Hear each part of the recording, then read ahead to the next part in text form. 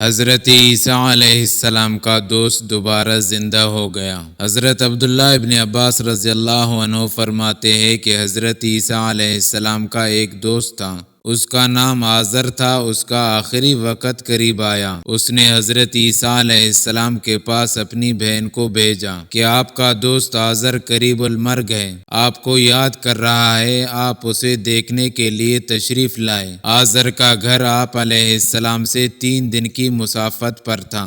آپ اپنے ساتھیوں کے ہمراہ اس کے گھر پہنچے تو اس کی وفات ہوئے 3 دن گزر چکے تھے۔ آپ نے اس کی بہن سے کہا، ہمیں آزر کی قبر پر لے جاؤ۔ وہ آپ اور آپ کے حواریین کو ایک سخت چٹانوں والے پہاڑ پر لے گئے اور اس کی قبر دکھا دی۔ آپ علیہ السلام نے یوں دعا کی، اللہم رب السماوات السبع والارضین السبع انک ارسلتنی علی بنی اسرائیل ادعوہم الی دینک فاخبرہم انی احیی الموتى فحی آزر۔